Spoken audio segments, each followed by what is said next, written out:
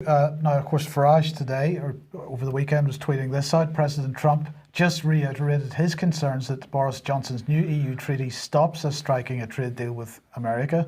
His deal is not Brexit. That's Boris's deal, of course, and does not get Brexit done. Now, much of the mainstream commentary in the mainstream press on this, of course, is focusing on the National Health Service. So this is going to be one of the aspects which is going to play out over the election.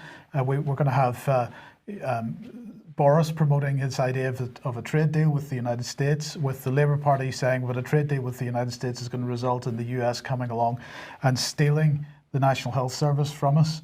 But nonetheless, Donald Trump, attached with that little tweet was a little video clip, so let's have a listen to that.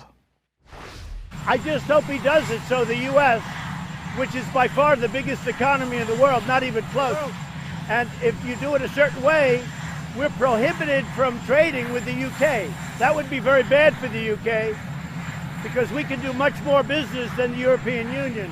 So I think Boris will get it right. They're both friends of mine. What I'd like to see is for Nigel and Boris to come together. I think that's a possibility.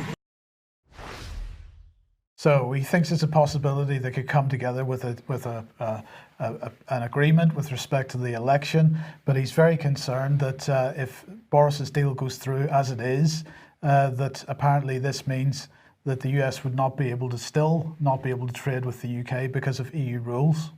Well, what Trump's trying to also say is that the US can replace any lost trade with Europe, with the EU. The United States can move into that gap and basically provide that for the UK. And I'm not sure about the completely if that adds up or not, but this is how Trump is forming his argument. But what I'm going to say in terms of the electioneering, Mike, a lot of people have said this is election meddling by the United States, a good example of election meddling. Imagine if this was Vladimir Putin pitching a trade deal to Farage and Boris Johnson. What would the press reaction be? What would Brussels' reaction be? What would Washington's reaction be? Of course, they'd be up in arms. But if they do come to an election pact, Mike, which is what Trump is advocating here, that's only phase one. That only gets you through the election. If this is about Brexit, which I think it is for a lot of voters on both sides of that pact, then the next hurdle is perhaps bigger, which is getting Parliament to vote on the deal.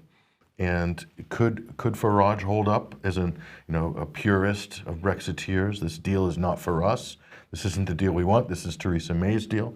Could this still become something that's delaying the Brexit process even after a general election, kicking it into the long grass yet again?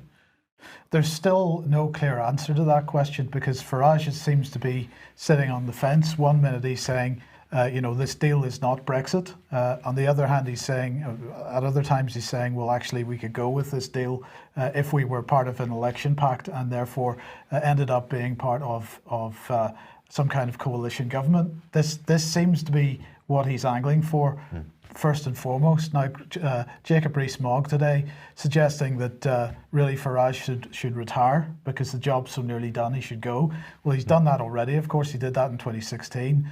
I don't think he's going to do it just at the moment, but as I say, he has said he will not stand himself as an MP, and the reason he claims for that is because he can't focus on a constituency campaign at the same time that he's trying to run a national campaign. That's his argument.